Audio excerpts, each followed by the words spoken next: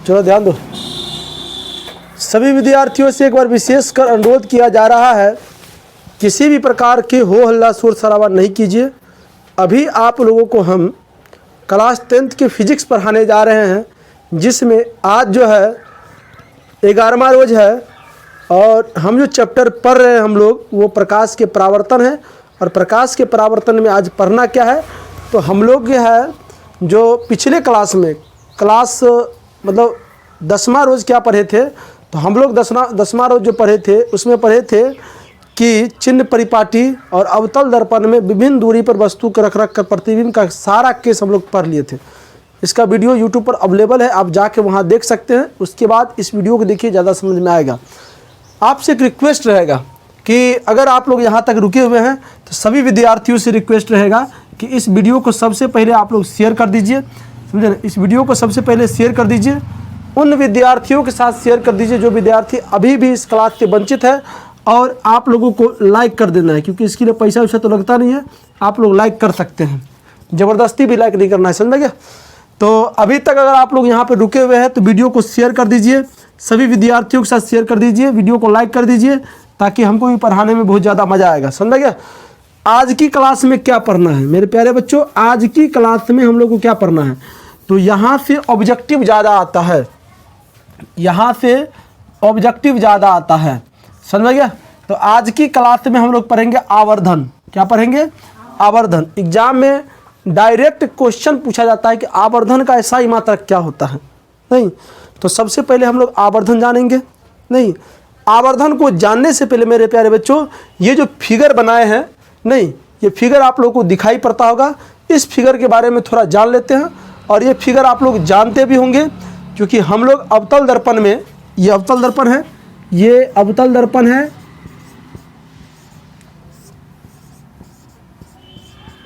अवतल दर्पण में हम लोग फोकस और ध्रुव के बीच, ध्रुव और फोकस के बीच में वस्तु रखे थे, तो ऐसा ही प्रतिबिंब बना है, वही उसी का फिगर यहाँ पर है। इसका यहाँ बनाने का क्या कारण है, देखो हम आप लोगों को कुछ बताना चाहते हैं। देखिए इसमें वस्तु क्या है, तो AB है। क्या है? AB है। वस्तु को कहाँ रखा गया है, तो दर्पण के सामने रखा गया है। कहाँ रखा गया है? दर्पण के सामने। देखिए आप लोग को हम आवर्धन पढ़ाएंगे, लेकिन आवर्धन को पढ़ने से पहले आप इसको थोड़ा देख लीजिए, तब बहुत ज़्यादा समझ में आएगा। चलिए, ये वस्तु AB है जो दर्पण के सामने रखा गया है। दर्पण, अच्छा, वस्तु से दो प्रकाश को लेना है। पहला प्रकाश मुख्य अक्ष के समांतर है, जो दर्पण के परावर्तन के बाद फोकस से निकलता है। कहाँ से निकलता है? फोकस से। वस्तु को रखे कहाँ पर है, तो फोकस और ध्रुव के बीच में रखे। चलिए अब देखिए, दूसरा प्रकाश केंद्र से होते हुए कि दूसरा प्रकाश यहाँ से A बिंदु से निकलता है, दर्पण से परावर्तन के जस्ट बाद आपको केंद्र से निकलता है, वक्रता केंद्र से निकलता है, समझे ना। अच्छा, इसमें एक चीज़ याद रखना है कि ये जो ऊंचाई है, इस ऊंचाई को h माने हैं, मतलब वस्तु के ऊंचाई को हम लोग h माने, क्या माने हैं हम लोग? h माने हैं। और इसका जो ये जो वस्तु है, इस वस्तु का प्रतिबिंब सीधे देखिए यहाँ पर बन रहा है। कहाँ बन रहा है? यहाँ पर। मेरे प्यारे बच्चों कुछ कट गया है वीडियो में, लेकिन घबराइए नहीं, ऐसा ही बनता है। A' और B', देखो तो दिखाई पड़ रहा है A' B'।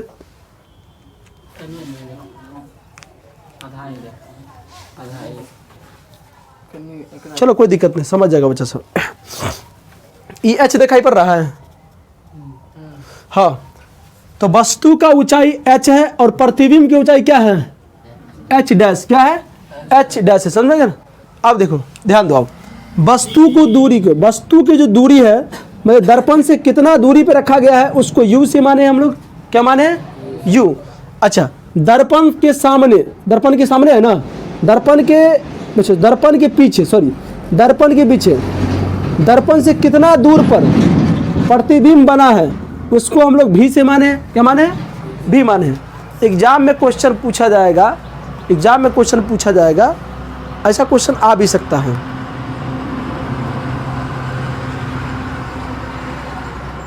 चलिए, एग्जाम में क्वेश्चन पूछा जाएगा कि दर्पण के सामने जब वस्तु को रखा जाता था, वस्तु को दर्पण के सामने ही रखा जाएगा, तभी उसका फोटो उसमें बनेगा ना। तो दर्पण के सामने जब वस्तु को रखा जाता है, तो उसका जो दूरी मापते हैं, उसको किस संकेत के रूप में लेते हैं? तो U के रूप में लेते हैं। किस में लेते हैं? U के। वस्तु दूरी ना। अब प्रतिबिंब दूरी किससे लेते हैं? B से, समझ में गया ना। चलो अब एक चीज़ दिमाग लगाओ तुम लोग, सब बच्चा बताओ, अगर कहेगा वस्तु की जो ऊंचाई है धनात्मक कि ऋणात्मक होगा? बहुत गड़बड़ बात है। ऋणात्मक दूरी तो हम लोग यहाँ से देखो, अगर इसको अगर चिन्ह परिपाटी के रूप में देखोगे, देखो यहाँ पर, यहाँ से अगर इसको चिन्ह परिपाटी के रूप में लोगो,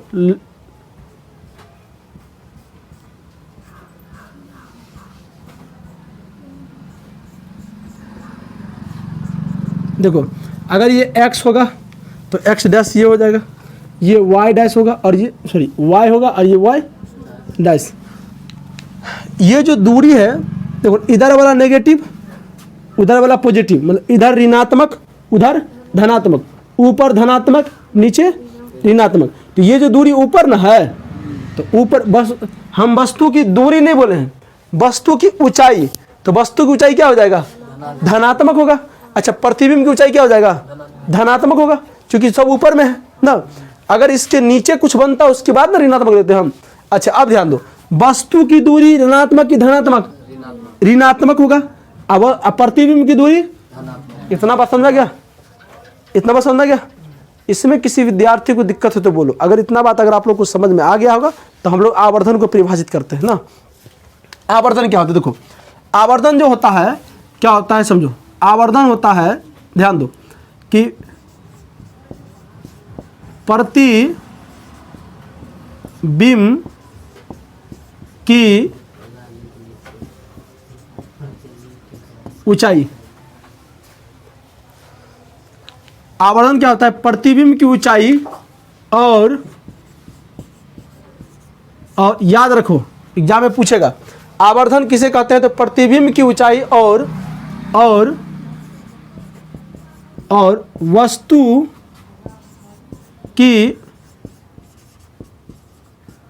की ऊंचाई के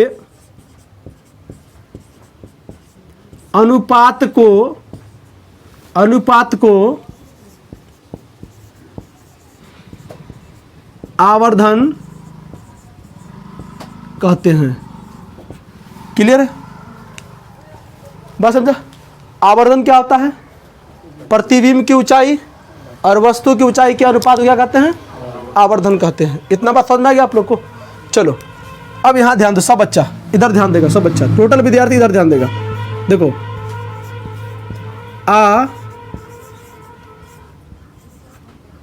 आवर्धन को स्मॉल एम से सूचित किया जाता है,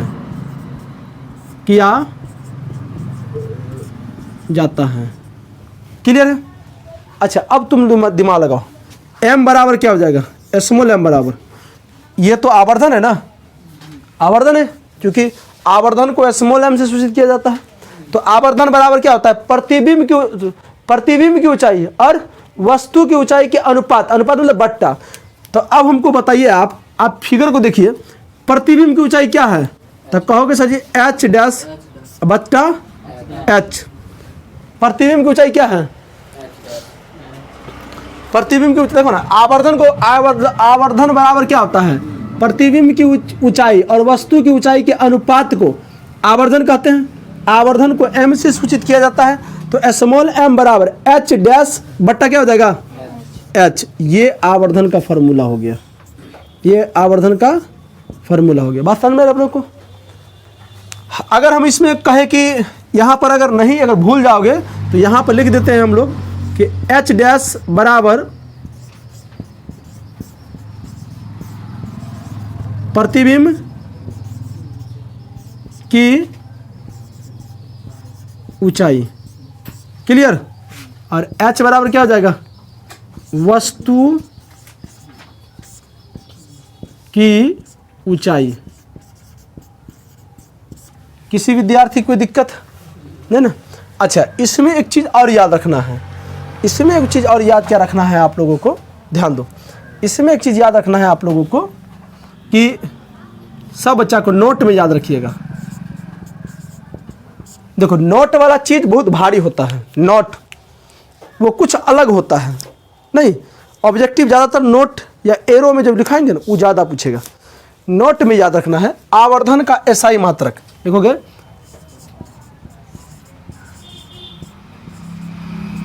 आवर्धन का एसआई मात्रक, आवर्धन का एसआई मात्रक मात्रकहीन होता है। क्या होता है बारे? मात्रकहीन होता है। क्या होता है बारे? मात्रकहीन। याद रखोगे, आवर्धन का एसआई मात्रक क्या होता है? मात्रकहीन। आवर्धन का एसआई मात्रक मात्रकहीन होता है। बात समझा ना? इतना बात आप लोग नोट कीजिए। तो इसके बाद हम लोग क्या पढ़ेंगे, तो प्लस आवर्धन का मतलब क्या होता है, और ऋणात्मक आवर्धन मतलब, धनात्मक आवर्धन का मतलब क्या होता है, और ऋणात्मक आवर्धन का मतलब क्या होता है, ये सब पढ़ेंगे।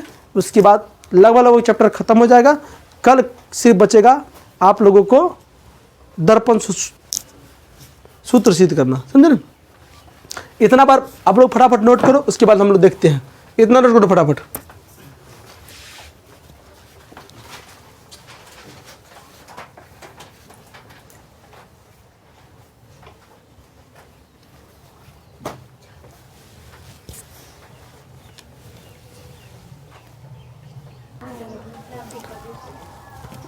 चलिए, हाँ ध्यान दीजिए।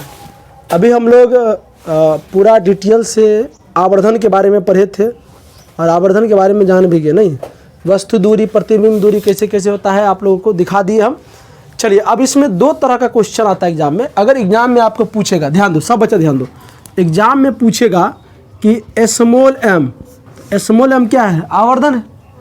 तो प्लस एच डैश बट्टा एच का मतलब क्या होता है? ये प्लस का मतलब क्या होता है? ये क्या शो करता है? नहीं, या एग्जाम में तुमसे पूछेगा, या एग्जाम में तुमसे पूछेगा, एग्जाम में पूछेगा कि धनात्मक आवर्धन का क्या मतलब होता है, ये तुमसे पूछेगा। या तो ये लिखा रहेगा का क्या मतलब होता है, या धनात्मक आवर्धन का मतलब क्या होता है, या ऋणात्मक आवर्धन का मतलब क्या होता है। सुनो, ये चिन्ह कब आएगा? जब ये दोनों प्लस होगा ना। तो इस चिन्ह का मतलब क्या होता है? सुनो सब बच्चा सब, इस चिन्ह का मतलब क्या, ये भी प्लस में है और ये भी प्लस में, तब ना है। तो दोनों में से कोई एक ऋणात्मक हो जाएगा तो नेगेटिव हो जाएगा। नहीं, तो अब दिमाग लगा तुम, अगर एच डैश प्लस में है, इसका मतलब है कि एच डैश अगर प्लस में है, मतलब प्रतिबिंब की ऊंचाई अगर प्लस में है, इसका मतलब है कि दर्पण से पीछे बनता है, वस्तु से बड़ा बनता है और आभासी प्रतिबिंब बनता है। क्या बनता है? आभासी। देखो ना, ये ऊंचाई है तो पॉजिटिव है ना, है ये पॉजिटिव, यहाँ से ऊपर पॉजिटिव का दूरी होता है, तो ये प्लस है। नहीं, उसके बाद ये एच, एच का मतलब क्या? वस्तु की ऊंचाई। तो वस्तु का ऊंचाई का मतलब क्या हुआ? वस्तु का ऊंचाई का मतलब हो गया कि वस्तु की जो दर्पण से पीछे रखा हुआ है, अब वस्तु को दर्पण के पीछे रखा ही जाता है। नहीं, तो यहाँ से इसका मतलब तुम बता सकते हो, इसका मतलब है तुम इसका ई प्लस आवर्धन का मतलब होता है, प्लस आवर्धन का मतलब होता है कि वस्तु का प्रतिबिंब, प्लस आवर्धन का मतलब क्या? वस्तु का प्रतिबिंब आभासी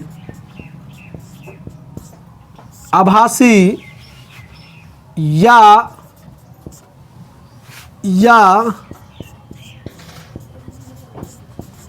काल्पनिक अच्छा, फिर से सुनिए आप लोग, घबराइए नहीं, ये थोड़ा उल्टा पुल्टा सवाल है। प्लस आवर्धन का मतलब क्या संकेत मिला आपको? प्लस आवर्धन का मतलब ये मिला कि ये जो वस्तु का जो प्रतिबिंब है वो आभासीय वस्तु से सीधा बनता है ना। अगर उल्टा बनेगा तो नेगेटिव हो जाएगा, तो उल्टा तो बन ही नहीं रहा है। नहीं, तो यहाँ से आपको याद रखना है कि प्लस आवर्धन का मतलब होता है वस्तु का प्रतिबिंब आभासी, काल्पनिक और वस्तु से वस्तु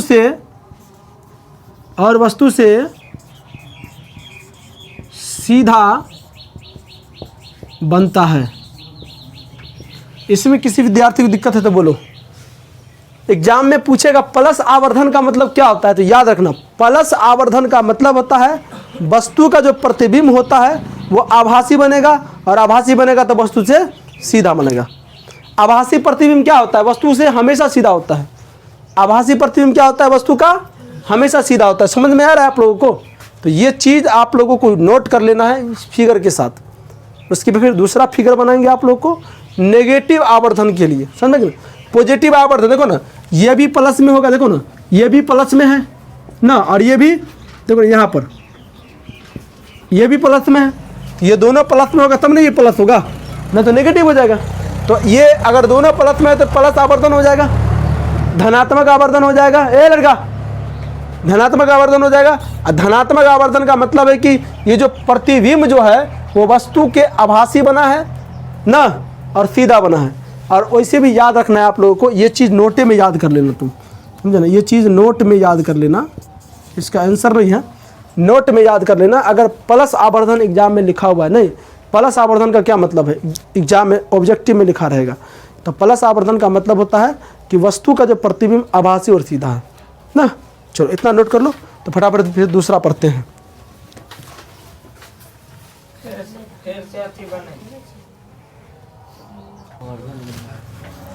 चलो ध्यान दो सब बच्चा, सभी विद्यार्थी से अनुरोध रहेगा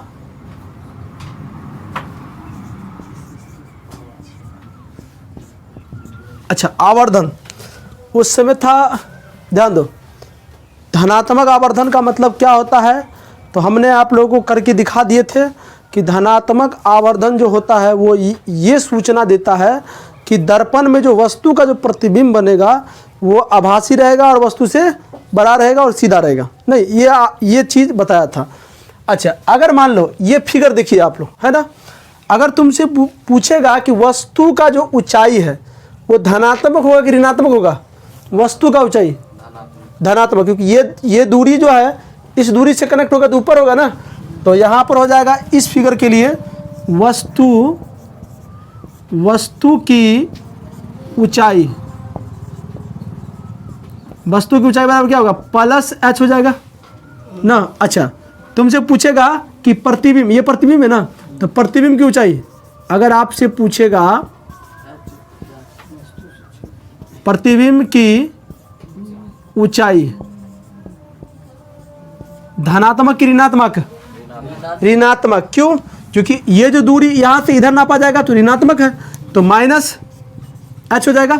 अच्छा, अब बोलो आवर्धन बराबर, तो कहोगे सर जी आवर्धन मतलब स्मॉल एम बराबर, तो आवर्धन बराबर क्या पढ़े थे, प्रतिबिंब की ऊंचाई और वस्तु की ऊंचाई के अनुपात को आवर्धन कहते थे। तो प्रतिबिंब की ऊंचाई हो गया माइनस एच डैश, ये एच डैश है ना, तो माइनस एच डैश बट्टा एच, तो ये हो जाएगा यहाँ से माइनस एच डैश बट्टा एच, ये हो जाएगा, तो ये हो जाएगा ऋणात्मक, क्या हो जाएगा ये हो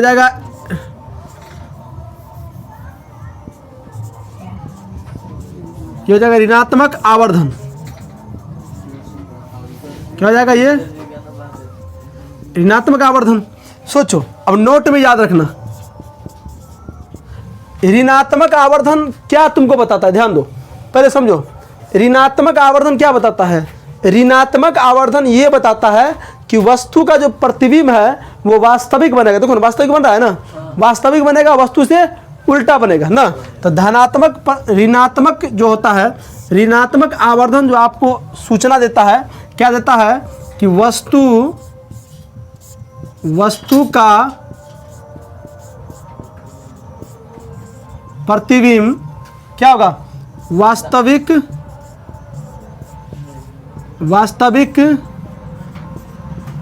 बनेगा और